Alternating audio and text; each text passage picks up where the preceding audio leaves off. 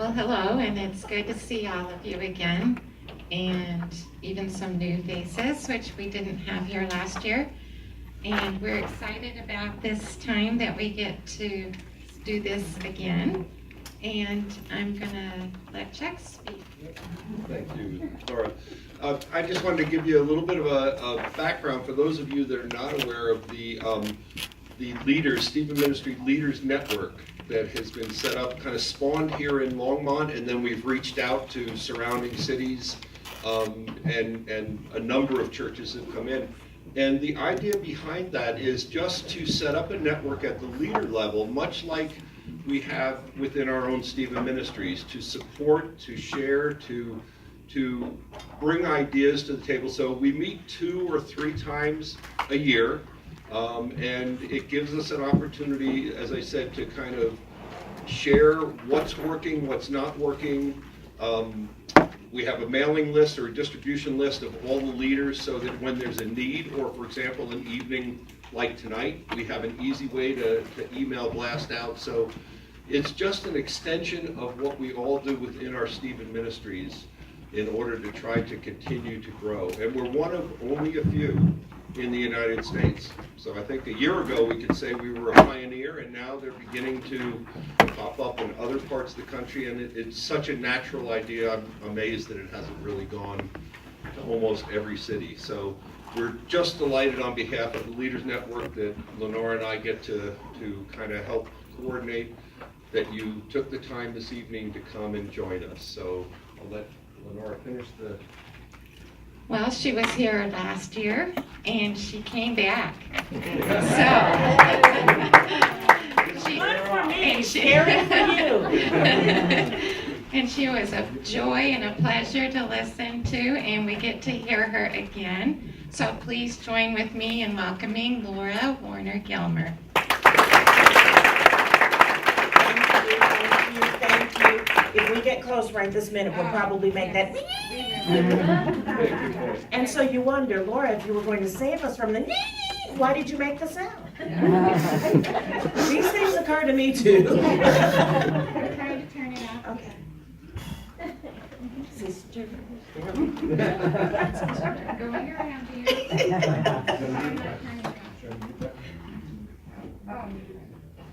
First, before I do anything else, I have to giving thanks to God, of course, and foremost, but thank you all. This is my first workshop weekend of the fall season, and to begin it somewhere that feels like home is such a blessing to me. I am so overwhelmed by the fact that you would want me back. Now, you may need to pass a hat and get some therapy, but you'll deal with that. For Bill, Lenora, Dorothea, Chuck, let me start. Barb, Nettie, Lation, Pamela, Shauna, Brett, some other folks, and everybody whose names I have forgotten or did not learn yet, please know that I thank you so very much for having me back. What's wrong with you? You could have avoided this. You invited this. Let the record show, okay? Now, the way that I need to start, which may come as a sort of dismaying thing, is that first I need to invite some people to leave. Okay? The rest of you talk amongst yourselves while I pick these people out. Everyone who has felt perfectly capable as a Stephen leader from the first day of the LTC all the way through this morning, there's a door.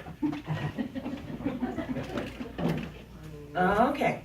Everyone who thought that during the LTC and during that 50 hours of Stephen Ministry training that you role-played every single need for care that was going to come your way, get your hat.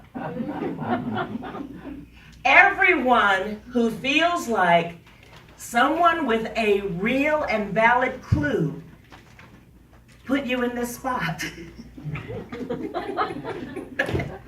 It's okay. Those of you, you've met me, so you know that I will be facetious on occasion.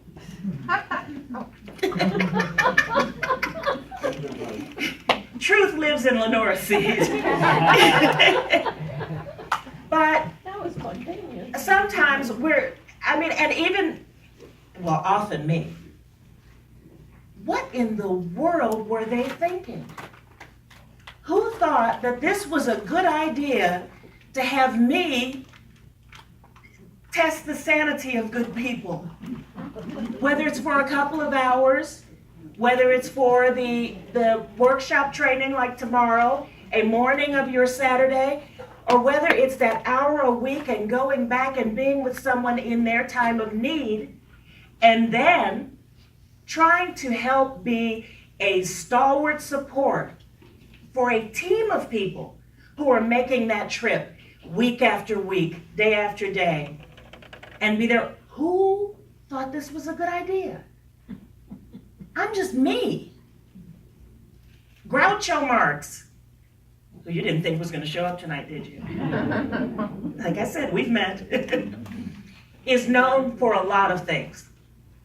You know, great comedic timing, a family of amazingly talented brothers, a cigar, a mustache, some eyebrows, and a duck. One of the things Groucho Marx is known for also is one of the best quotes. It's in my quotes of all quotes book, if I actually had one. I would never join a club that would have me as a member.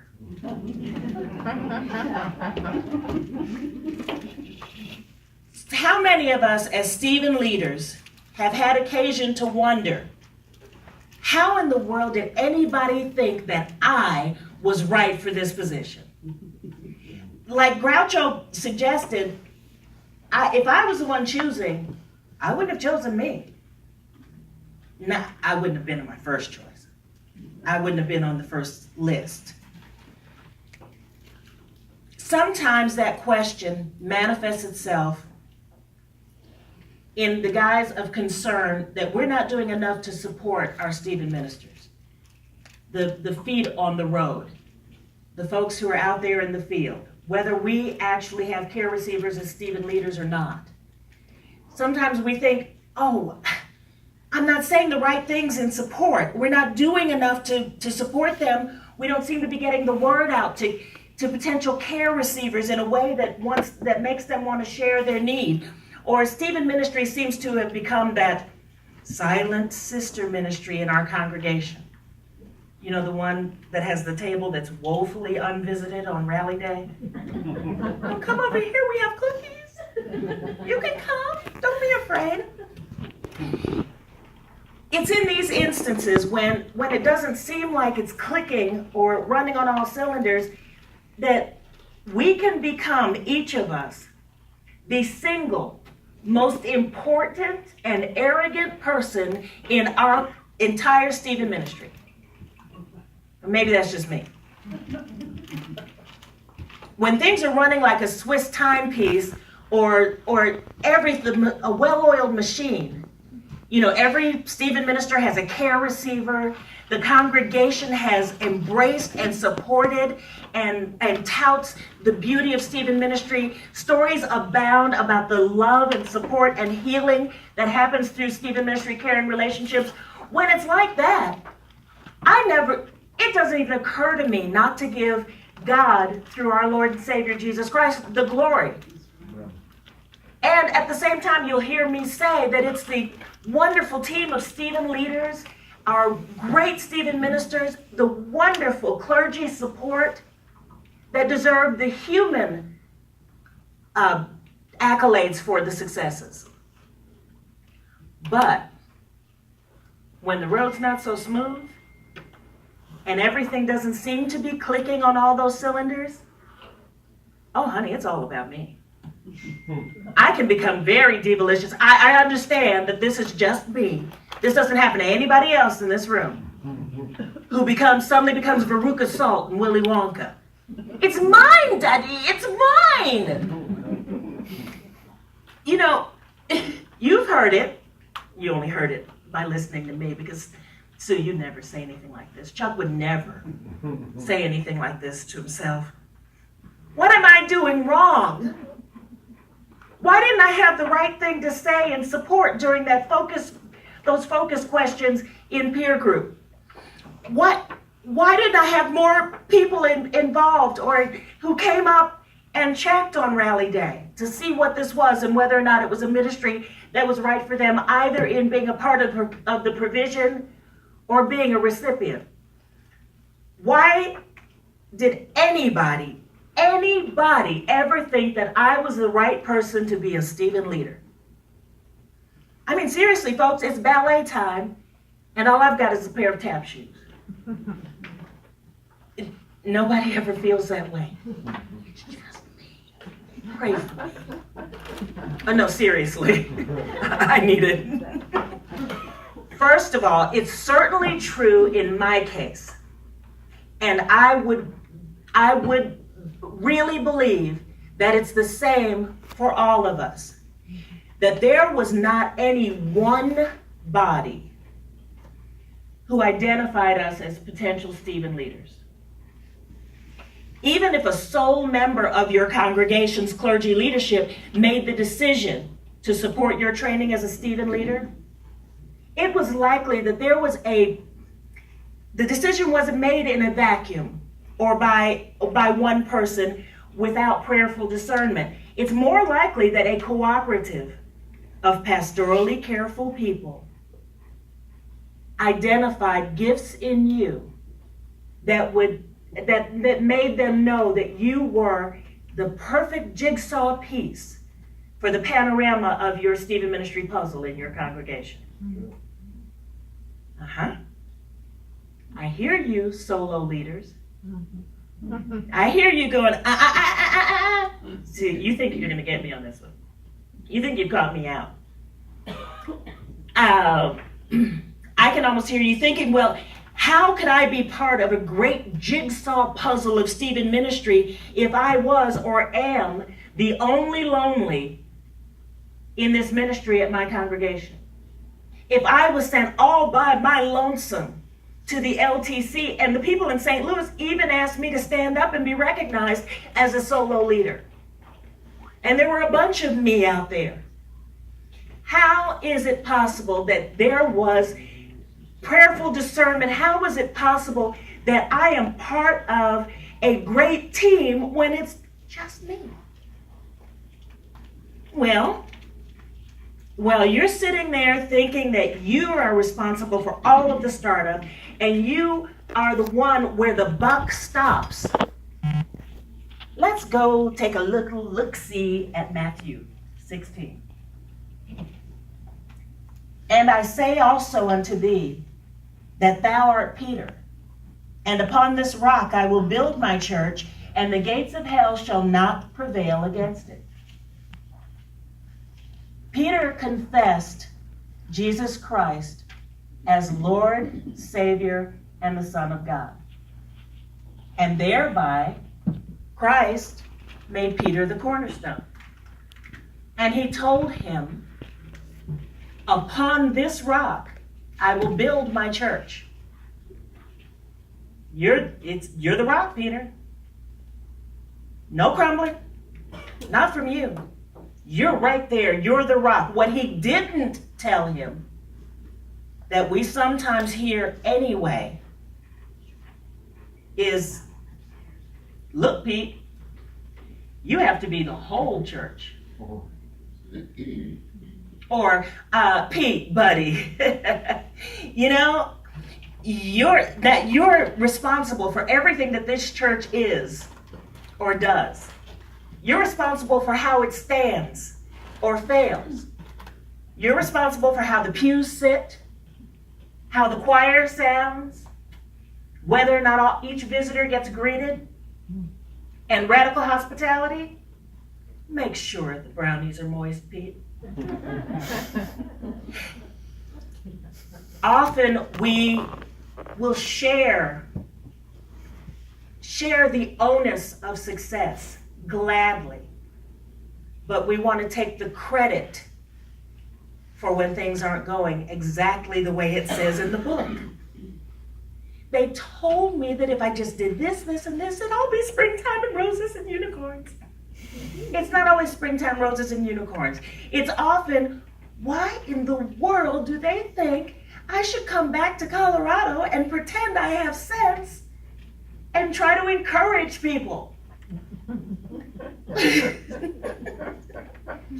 If it didn't work, we'd say, well, because Bill's crazy. If we all get something out of it, it's because God was moving.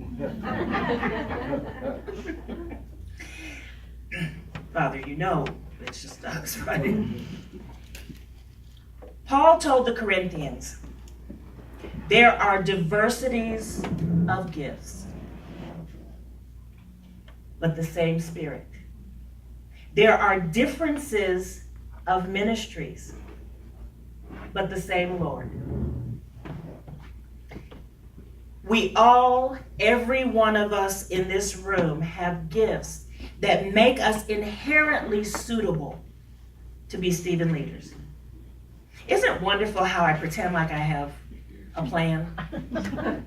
Do you want to see the pages that got written on the plane? How long did she know she was coming? Well, it changes. We'll start here and see where it goes. Off the rails, but we've met.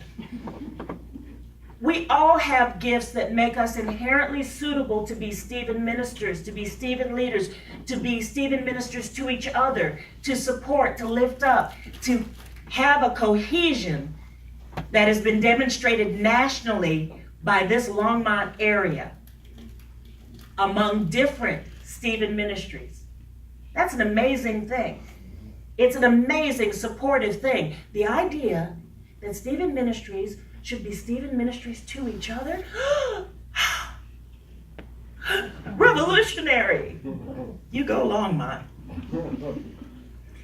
But even though each of us has gifts that make us inherently suitable, we all have different gifts. We do.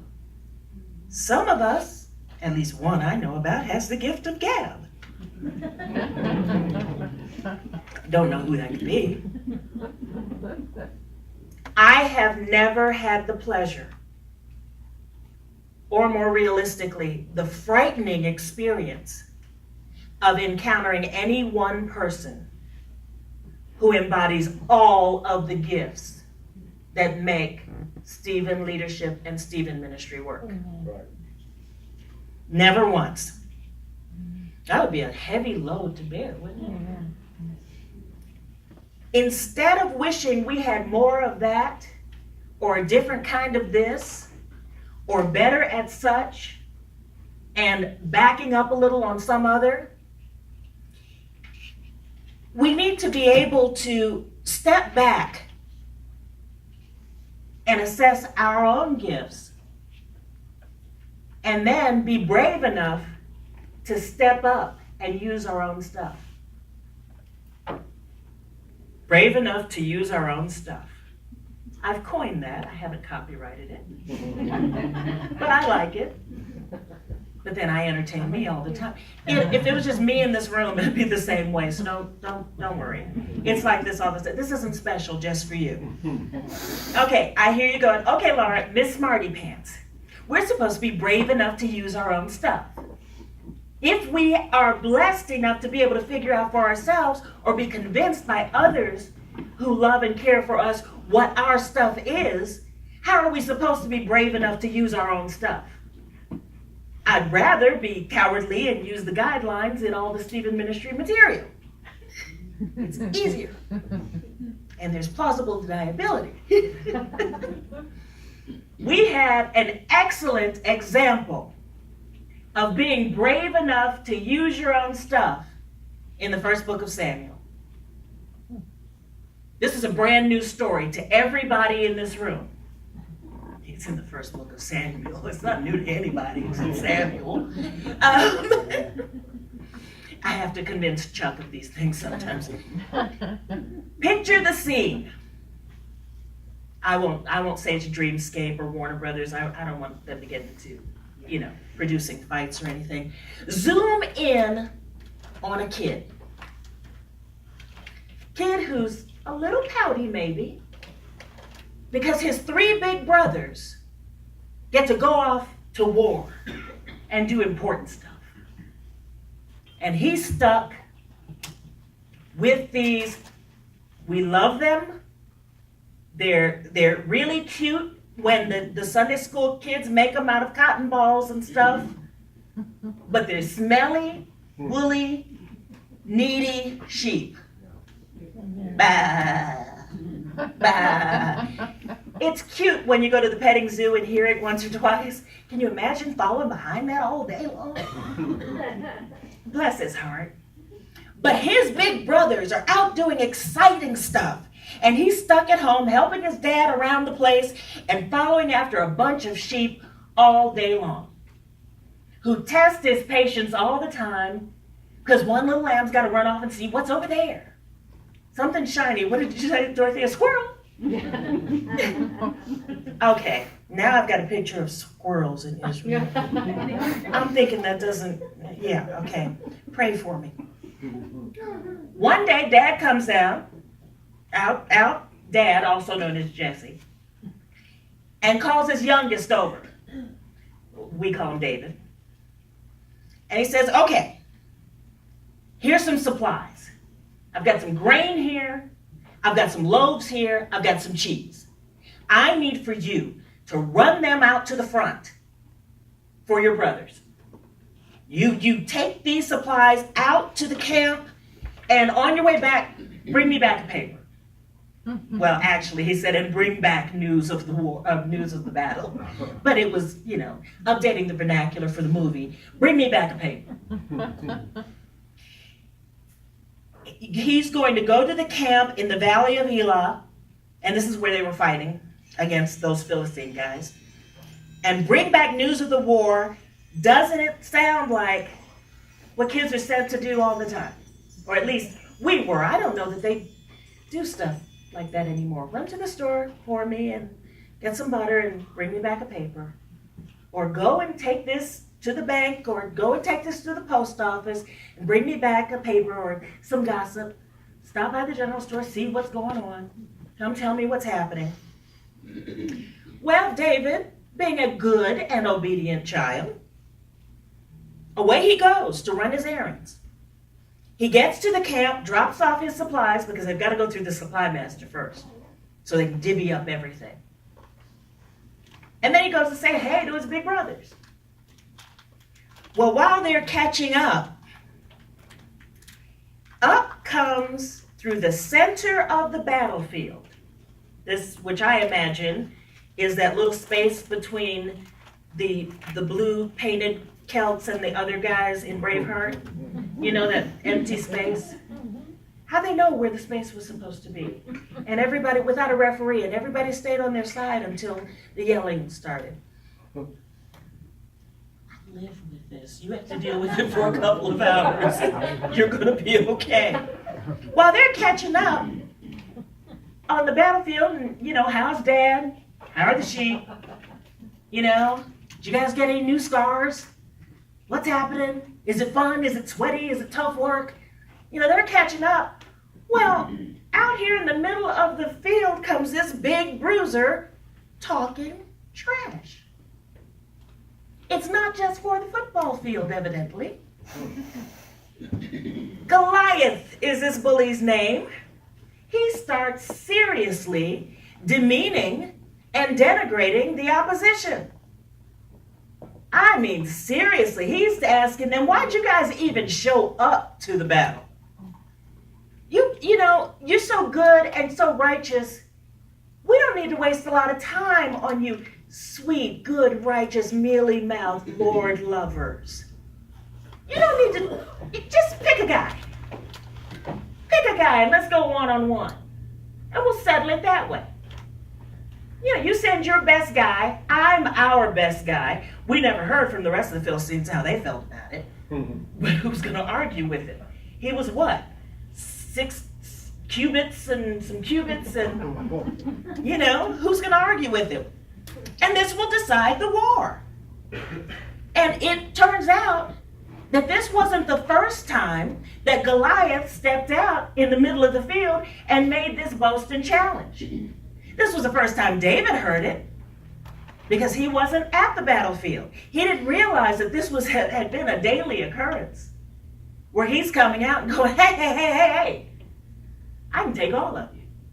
I can take you with one hand tied behind my back. Okay, I got a whole Monty Python thing going. I knew there'd be a witness. What does David see? He sees his home team getting dissed. To use the vernacular. I mean, he saw them not only get berated by this big behemoth of a bully, he sees them turn tail and run and hide. They fled to cower in cover. They're whispering about how greatly the king will reward anybody who can take this guy down. But it's not going to be them.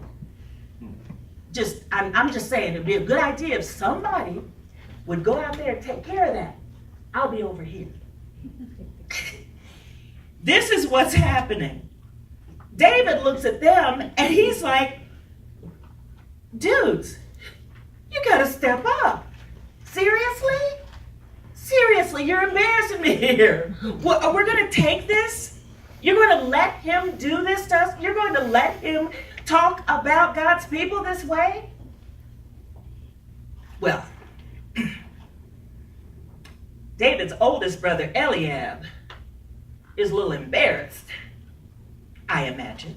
That's supposition on my part. He's feeling a little, shamefaced, put upon, shown up in front of his little brother who's supposed to idolize him. So he gets mad.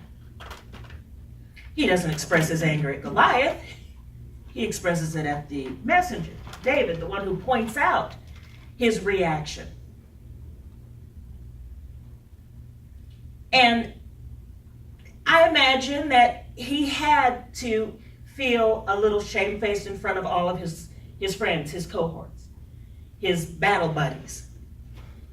So he turns on David. Why are you even here? Why are you here? You're supposed to be at home taking care of the flock that you probably just left to the wilderness. Well, just for the record, it does tell us that David did not just leave the flock unattended. He left them with a keeper. Conscientious David. And I know you're prideful. You just want a little bit of your own. You're so jealous that we're able to go to war and be men that you come here and try to make us look bad. Why are you here? You're supposed to be home with the sheep. Go away. This is man's work. David is, he does not dispute or refute his brother in what was written for us, what we're told. But he is on a roll. There's obviously a reason for me to be here. You aren't getting it done. This made the Israelite, that army of soldiers, made the Israelite soldiers mad. I mean, now they all feel like Eliab felt. So what do? They'll take care of it. We're going to tell. Saul, there's a little boy over here who's making us look bad.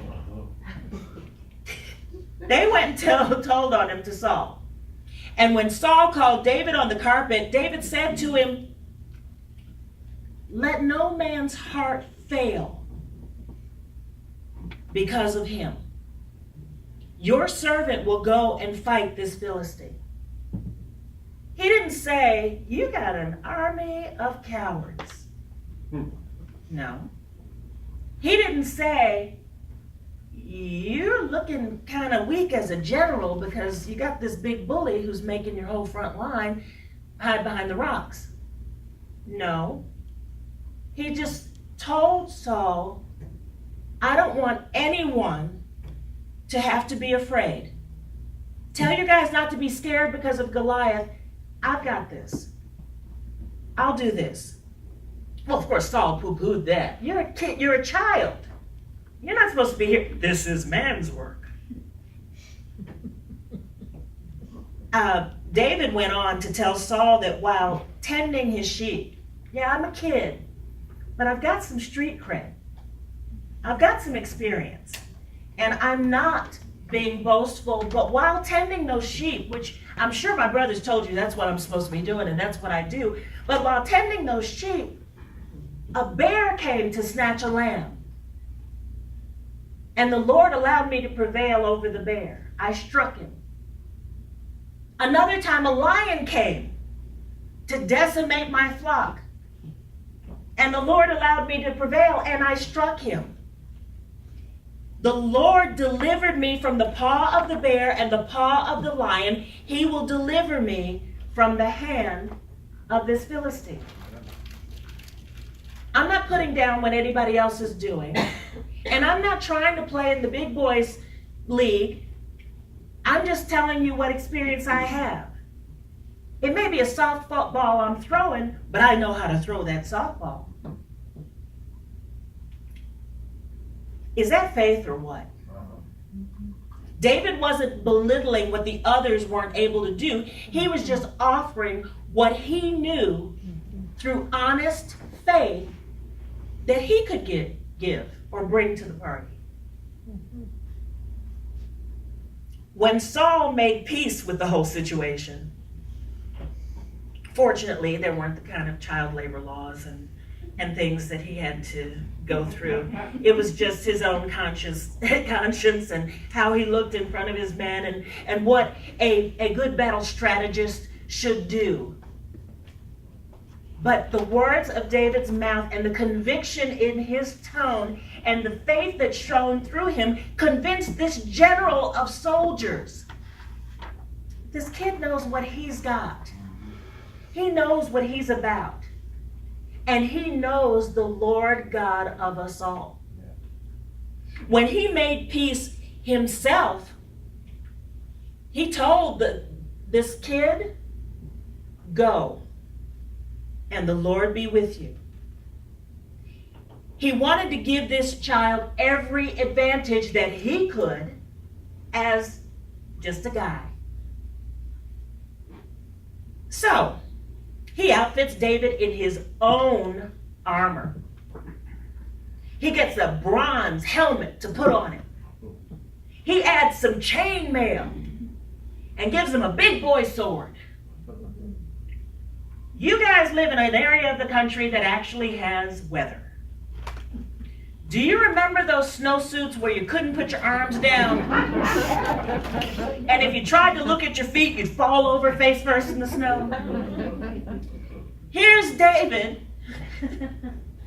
with Saul's armor, his helmet that he's got to really clench his neck so his head doesn't bob, and this chainmail that's clanking and dragging, and this sword that he probably can't even lift. Because people wanted to give him every advantage. No, use my recipe. And then you won't be the best timekeeper for events. You will be the radical hospitality maven. Just because you have my recipe. No, use my gift of gab.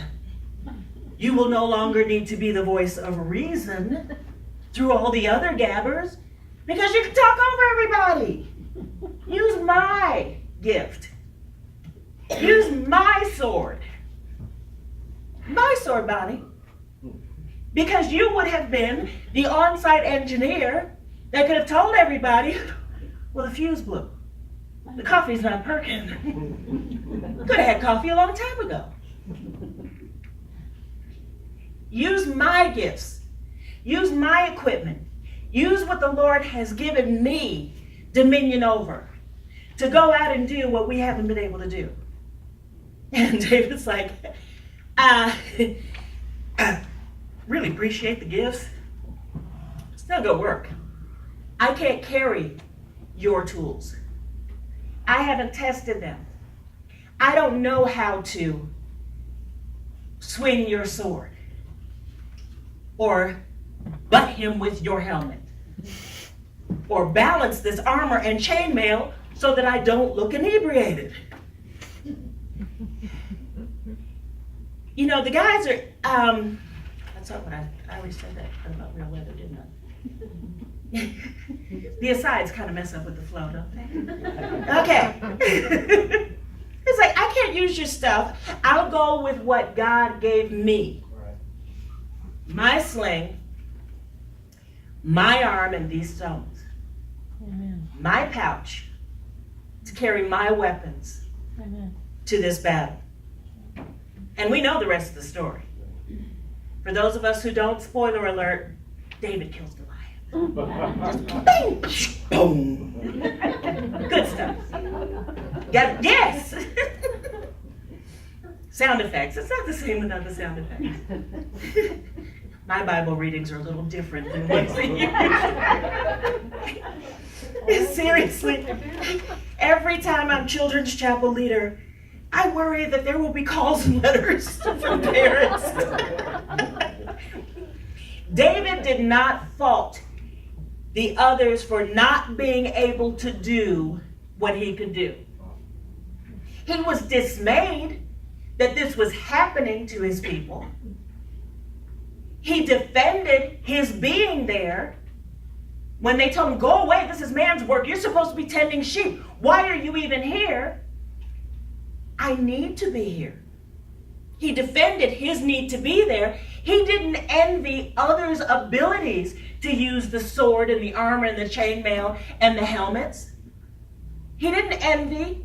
He didn't boast. He reported. David didn't beat himself up over not being able to use those other fighters' gifts. He didn't. He just said, this isn't mine.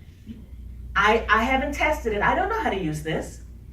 But I can do what God's given me to do. He was brave enough to use his own stuff. He used what he brought to the party.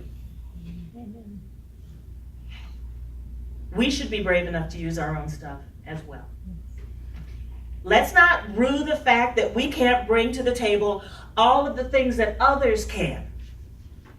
Let's each and every one of us bring what we have to the table and watch how quickly it fills and overflows. One of the most freeing things each of us ever learned about Stephen Ministry is that we're not expected to fix anything. Amen. We're caregivers. Christ is the cure giver.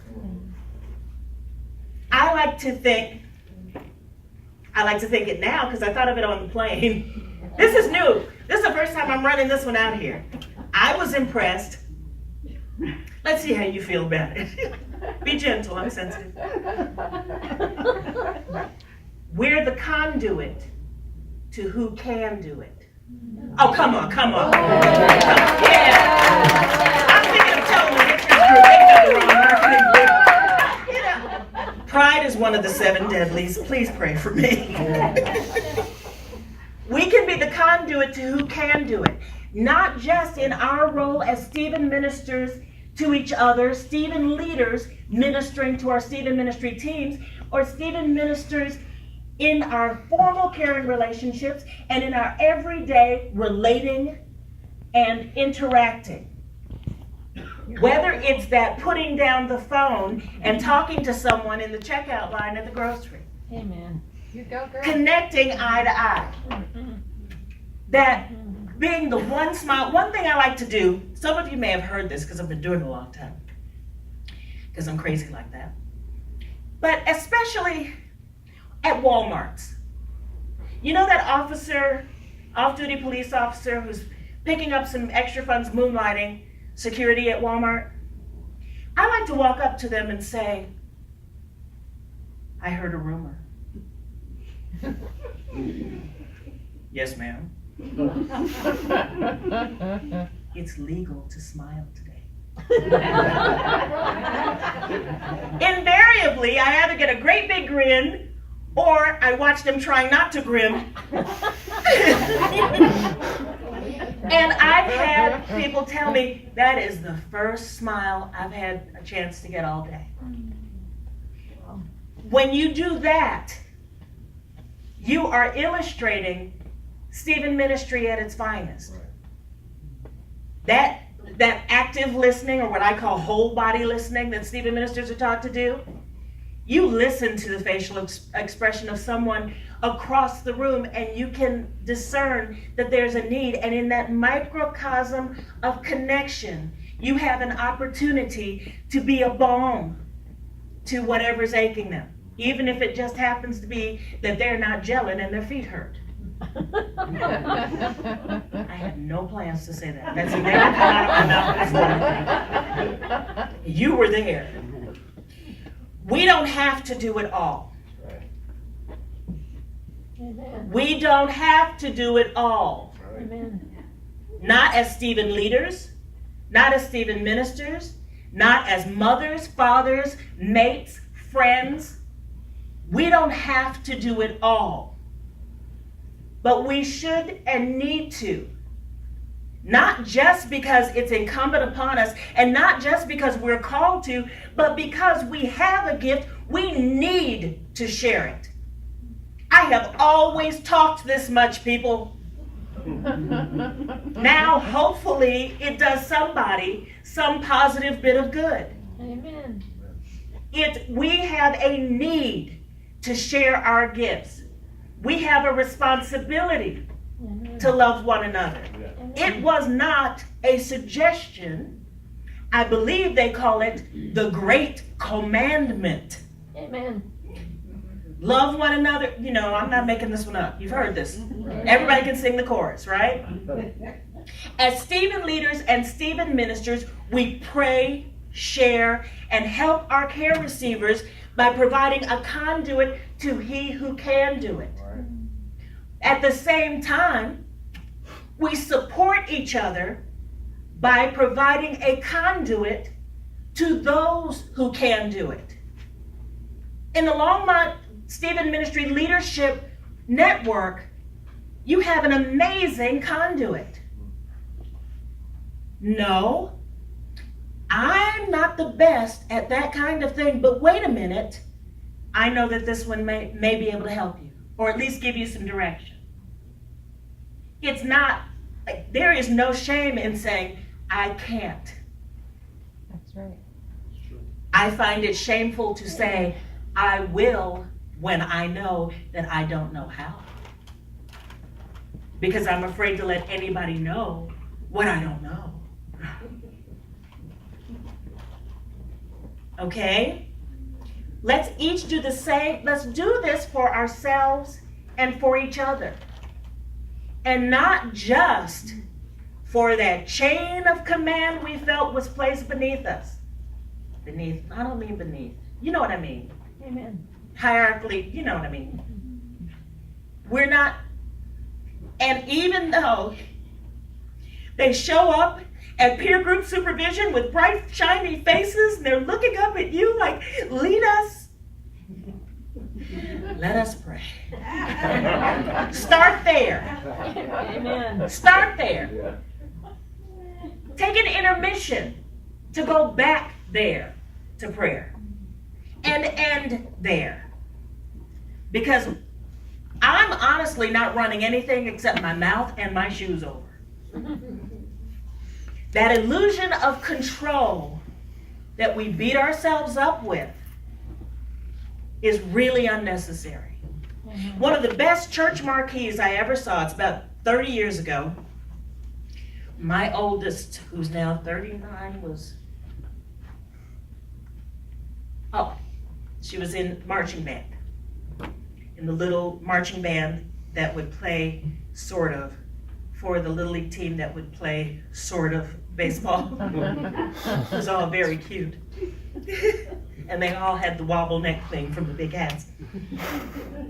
And when I take her to the tarmac for practice, there was a church on Beltline Road that had the best marquees. And we had to be there, 3 minutes after the cock crowed. So I couldn't wait to see the next marquee the next week. And first thing in the morning, and we'd be driving east, so it was a little after dawn, beautiful sunrise, and I looked forward to this marquee. And one day, it made me pull over. I'm great at a lot of things. Pride's one of the 7 deadlies, pray for me. But I was one of the greatest worriers you could ever have known. I mean, I could worry about stuff that wasn't even expected to ever happen in anyone's life, let alone mine. And this marquee one morning said, worrying is like paying interest on money you don't owe. Wow. I pulled over. First, I had to get through the language and go, wait a minute, is this like a compound interest accrual? No, wait. Worrying is like paying interest on money you don't owe. Berating yourself for what you don't have a talent for is like throwing yourself into prison for something you didn't do. I did not refuse to use my talent for making brownies. I saved you. I didn't withhold my gift of communicating. I couldn't be the one to make you the best brownies. They wouldn't have made it through the plane ride anyway. If they were that good, I'd be accosted by every passenger and twice by the flight attendants. Unclench when you feel like something's getting left undone. It's not for you to do it. It's for you to communicate your need, just like we're asking potential care receivers to communicate their need in thought, act, or deed, and I did not mean for that to rhyme, so that we have an opportunity to minister to them. Do not deny your fellow Stephen leaders the opportunity to provide what you need in your Stephen ministry. Well, that voice changed all at once, didn't it?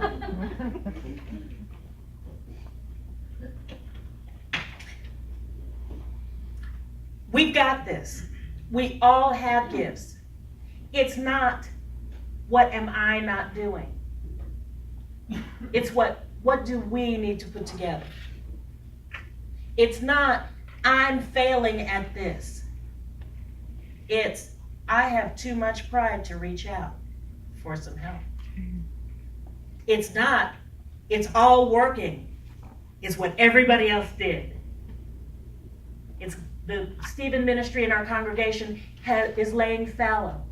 It must be what I didn't do. No. Connect. You already have a connection. Use it. Utilize it. And stop beating yourself up. I like you. Don't mess with my friends. Okay? Questions? Have I talked long enough? This is not a question that's usually answered no when I ask it. Yes, ma'am. Say that part again about unclenching. Unclenched. She wants me to repeat what was not even scripted. Unclenched, we've got this. You have a wonderful connection, utilize it. It's not all on us. Fresh questions, but repetition. I'm supposed to remember what just... I did say it. You have. Play back the audio. And let me know what it was. I wrote Because it down. obviously was good the first Did you time. write it down? I wrote Yes. it. I think I wrote it down. She said, "Unclench when you feel like something is getting left undone. It's not your job."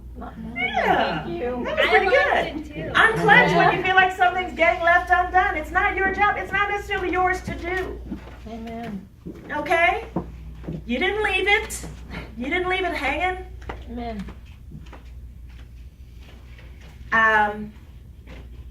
Anyone? Anyone? Bueller? No pop culture in my life, huh?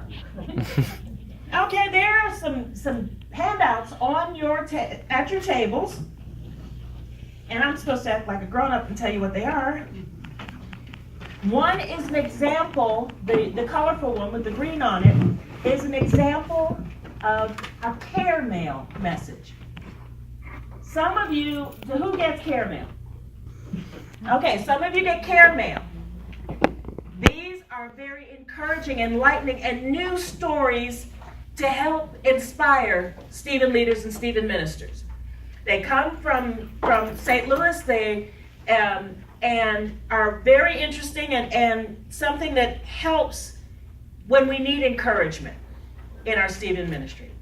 That helps us give new words of encouragement to our Stephen ministers, as well as our congregations and potential care receivers, and gives us new taglines to put up on the Coffee Clash video or whatever. So if you have a card there, sign up. Oftentimes, Stephen leaders aren't on the care mail recipient list, and avail yourself of this good spam in your inbox or something. Sometimes I come up with good ones, other times they're like that. And the other item is a survey. At Stephen Ministries, we're always researching, learning, and developing new resources. I have been admonished to stay on script with this. Laura?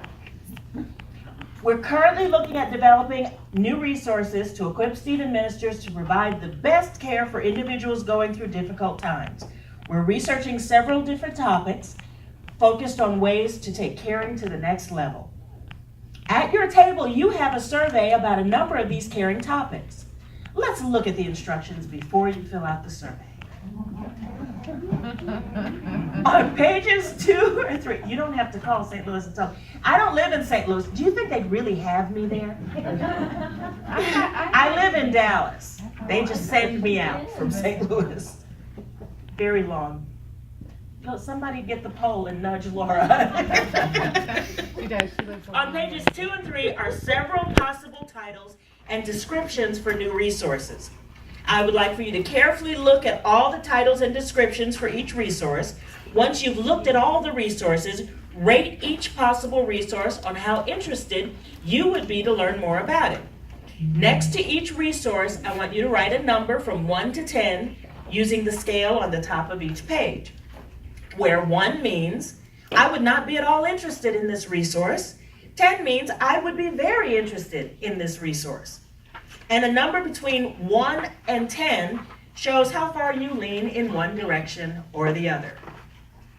You can use any number on the scale more than once. Use whole numbers only, no decimals or fractions or ish, although I believe that ISH are the most valuable letters in the English language.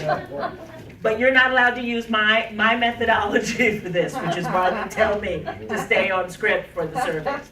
If you have a personal example to share related to one of these possible resources and would be willing for Stephen Ministries to contact you to learn more, check the box underneath the description and complete the information on page 4. Write your name on the bottom of this page. Don't discuss the survey with anyone until everyone has finished filling it out. Because you might be stay on script, Laura. Stop. Okay, go ahead and begin.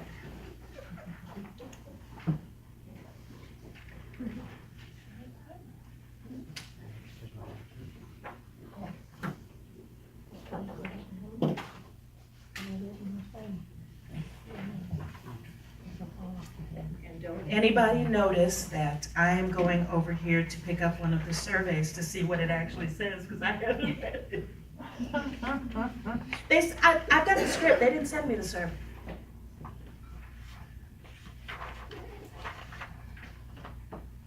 You should move to St. Louis and liven them up. You know, I grew up in Chicago. There's real winters up there and out here. You know, in Dallas, we get a couple days of ice and then it's done. I'm a hothouse flower, not quite a snow bunny.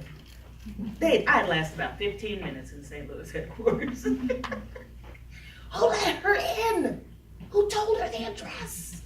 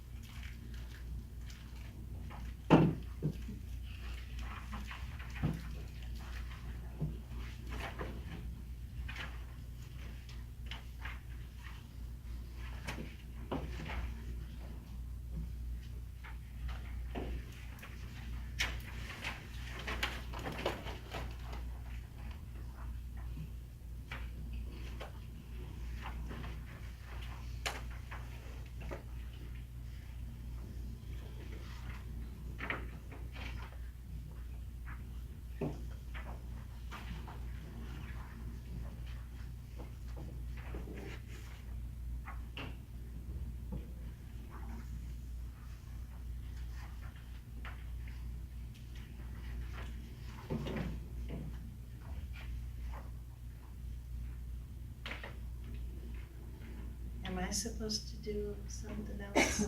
Did you want me to be the collector girl? That would be great. Lenora, the collector girl. I'm doing my best, Carol Merrill. Okay. Lation, that's Vanna White in your world. Before there was a Vanna White, Carol Merrill was right hand to Monty Hall on Let's Make a Deal. Carol Merrill showed them what they won. Oh, you thought that was going somewhere? Come on, we met. That was the whole thing. Sometimes the tapas are a whole meal. Just when you're done. Yeah. That's a new one too.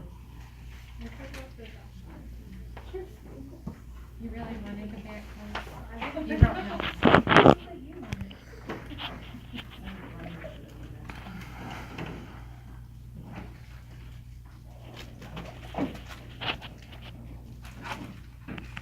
Then what happened? That's my standard non sequitur, when it, you know, that lull in the conversation or that awkward silence. I have experienced silence, just not lots of it. I'll say, and then what happened? And people will often come up with an answer. One said, and then it died. I was like, we need to get you some therapy. You're beyond Stephen ministry capabilities, knowing when and how. There are others that, then they lived happily ever after. Then what happened? Then I woke up. There are lots of things. It's a nice lead-in. It doesn't have to make sense. If it said in my job description that I had to make sense, I'd be in a world of trouble. So where do you go tomorrow? And what do you do tomorrow? Tomorrow I go in here. Tomorrow we are presenting a Stephen Ministry introductory workshop for those, and all of your congregations can inquire into hosting a Stephen Ministry workshop. Congregations that have Stephen Ministry will invite all and sundry in their geographical area to come and hear a half-day workshop about Stephen Ministry. It's presented in 3 modules. Ministering to those experiencing grief, Stephen Ministry. I've only been presenting them for 7 years.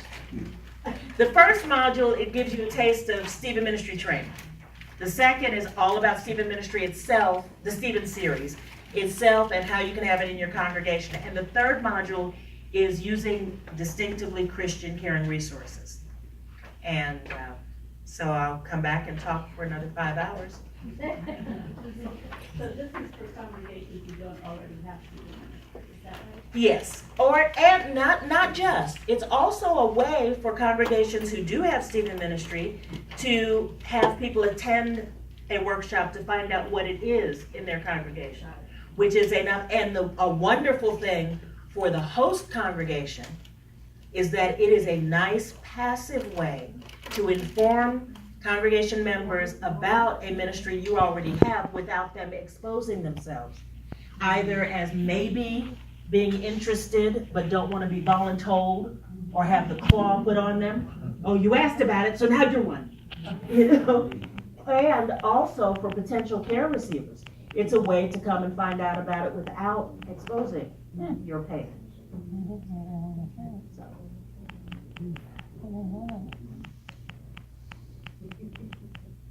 Were you affected by Harvey at all up in Dallas? Not in Dallas. And where does the chuckle come in talking about Harvey? And I'll tell you, some of you have heard this story. My 3 sisters live in Newport News, Virginia. And last week they called me, all in one room on a speakerphone, and told me to get in the tub and put a mattress over me. I said, first, turn off the television.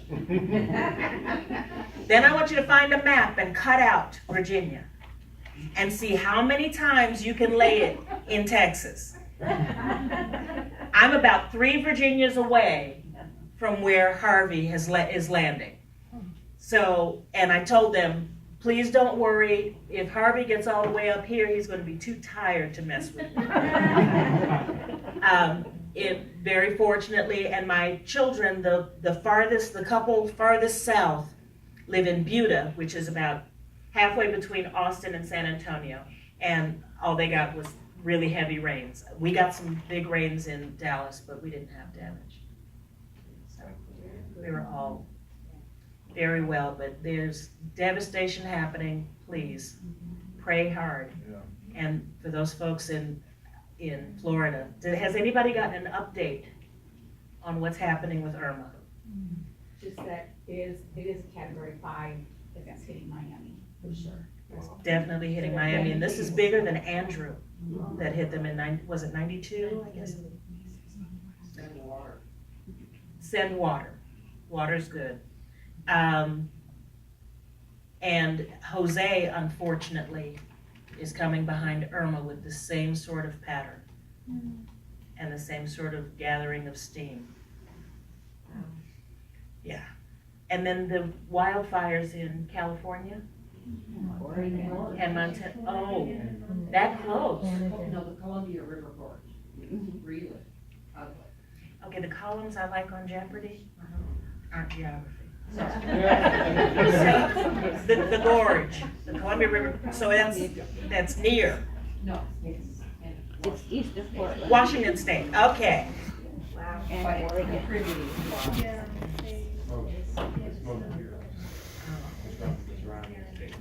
Okay. so it's not the haze you're thinking of when you think of Colorado. The haze that hangs over our state is different. That's your Boulder. Oh, okay. Ding, ding, ding, ding, ding.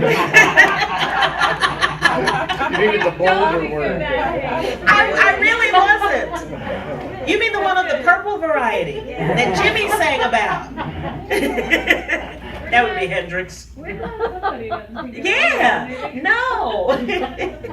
No, that is not how we automatically, and the thing is, in the Dallas area, I would like for you to know that everyone I speak to, everybody who knew I was coming to Colorado was, oh, it's going to be cooler. I'm so envious because it's going to be cooler. Nobody said anything to me about hazes. Haze, smog, fog, smoke. Okay, yes, ma'am. Well, I have a question, but I don't want to take you off of this topic. If you all want to continue. Did I seem to be on point? You're so kind. Yes, ma'am, whatever it is. Well, something just came to mind with this handout about Alzheimer's. And, I'm from First Presbyterian Church in Boulder, and I'm a Stephen leader, and we do a lot of caring for the caregiver of the Alzheimer's person. But we have sort of felt like it's on a little mushy ground trying to take care of the Alzheimer's person. What is your feeling about that? Well, I can answer with two hats on. Okay. This is my ministry, but this isn't my job.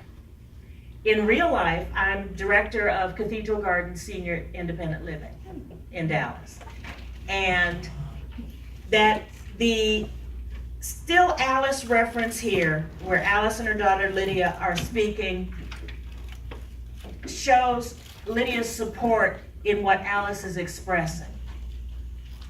If someone who's in early stages of dementia or suffering the heinous disease of Alzheimer's is a candidate for Stephen Ministry, please make sure that there's communication with their primary caregiver and their physician and their mental health resources, that a Stephen Ministry relationship would not be interfering with what just the same way that we do in any other Stephen Ministry relationship. If there's a need for a higher level of care, that's the referral.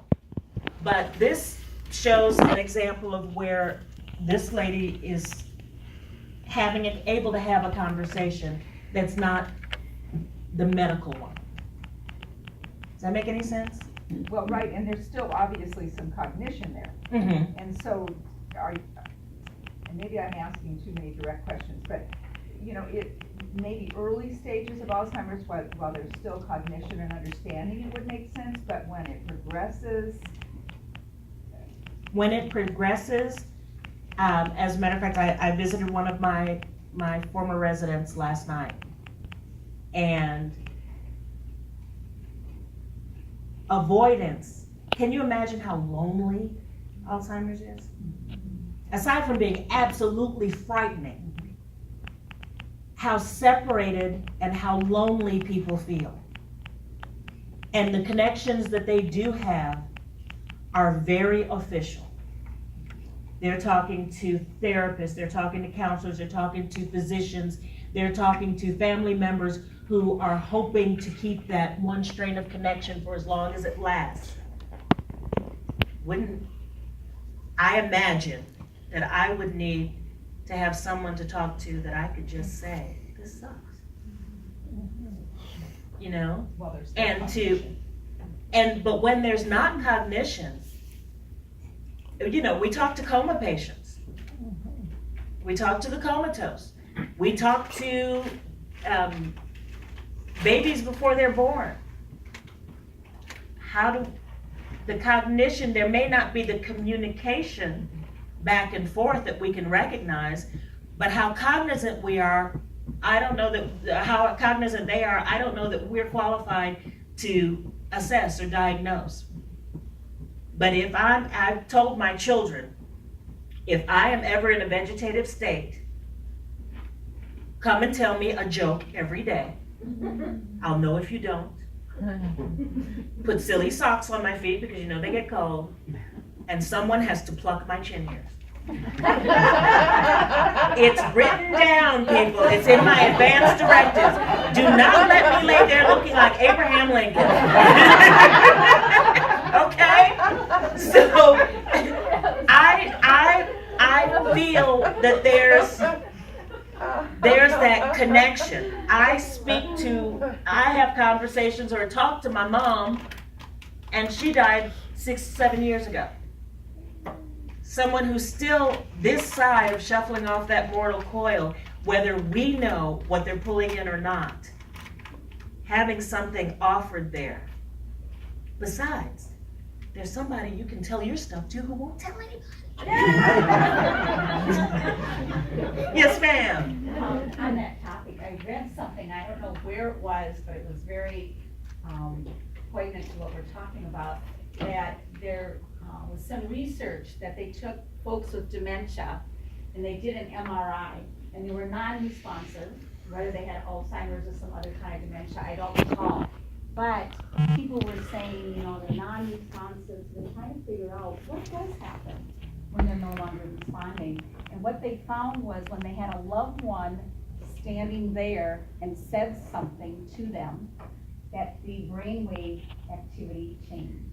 Wow. And, you know, I have a personal story about that. My aunt had Alzheimer's, and I went to visit her in a different state. And my relatives, when I arrived, I said, well, I'm going to go see Aunt Leona. And people said, don't bother. She won't even know you're there. And I said, you know what? It's okay if she doesn't know. Maybe it'll be a split second, but she'll still feel love. She's still breathing. She'll still, well, she was sitting up. And I said, you know, hi, Aunt Leona, it's Judy. I don't know if you remember me. I'm Eddie and Dolores' daughter. And she just was kind of staring into space. And we had a conversation, and make a longer story short, the very last line as I was leaving was, great to see you, Aunt Leona. You know, I love you. And I said, I told you I would pray for you all the days of my life and all the days of your life. And I have, and I will continue.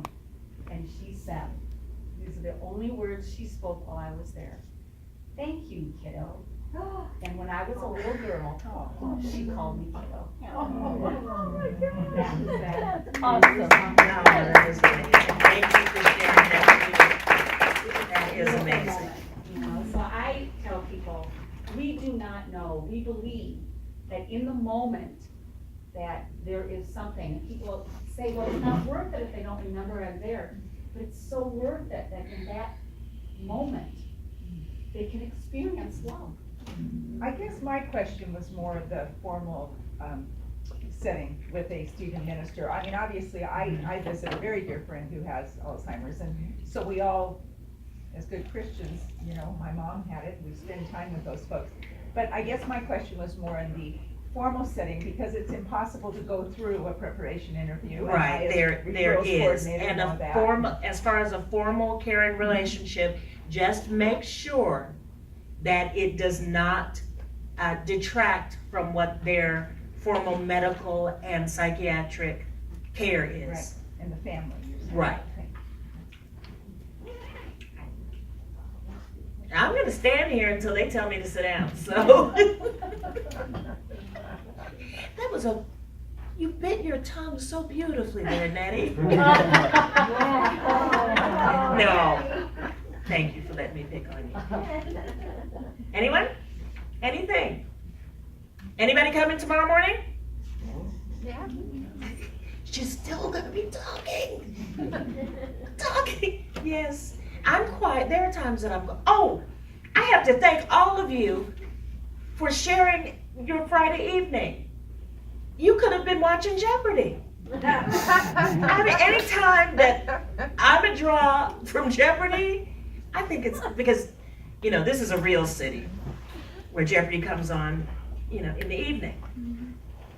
In Dallas, it's on like at 11 o'clock. When everybody's up, when I'm at work. Come on. It's ridiculous. No, it's not. That's It is bizarre. It's Dallas. We're gonna protest. I've been wondering that myself. That's distinctively Christian. Okay, what I missed back there? What I missed? I said, that's not right. She says, I don't care. I can answer the questions anyway. I enjoy Jeopardy. Speaking of Jeopardy. Okay, now I remember why that connection was made. Does anybody remember the movie White Men Can't Jump? Yeah. It was with Woody Harrelson and Wesley Snipes, who would hustle basketball players at outdoor basketball courts. And Woody Harrelson and Rosie Perez were a couple. And Rosie Perez, whose best line in any movie ever was a different movie with Christian Slater and Marissa Tomei, I live with this. You can deal for a few minutes. Oh, and his hair, I just hated it so much. But when I was reading through these headings in the survey, number 5, the knee-jerk fix-it responses, when someone's hurting, people often try to fix the source of the hurt. Well, Rosie Perez is trying to, and the reason Jeopardy made me think of this is because her lifelong dream in this movie is to go on Jeopardy. Oh, my. And, honey, I can't go on Jeopardy in this Hoochie Mama dress you want me. And she wears it on Jeopardy because she loves him. But she tells him, she's trying to teach him to be more sensitive in his approach to her complaints or her statements of woe. And she says, if I tell you I'm thirsty, he said, I'll get up and get you some water. No, I don't want you to get up and get me any water, but you said you were thirsty. No, I want you to say, I thirst too. But I'm not thirsty. But I have thirst. I'll get up and get you some water. That knee-jerk fix-it response. You know, a lot of times people would feel better if we'll just commiserate rather than try to fix it. I was a great fixer, and you'll hear me talk about it tomorrow. If you lost your job, I would fill out 28 applications. I would write your script for the interview. I'd pick out your clothes. I might be outside the window cueing you about what to say. Smile now. But that's not helpful. You know, it's like the teach a man to fish and give him a fish, and there's really a really eloquent quote in there somewhere. It's been Laurenized. But often, and that's illustrated in that care mail. I don't want you to tell me all the things to do to cope with this. I want you to tell me that you understand that I have something to cope with. When Lydia says to her, that's horrible, that is very caring. The commiseration is very caring. I'd still get up and get you some water eventually. But letting someone know that you're with them regardless of what it is, and you understand that they have hurt, can often be a whole lot better than putting a salve on it. That's as far as that one was going. You keep waiting for something profound. Truth in advertising. Okay? Thank you so much.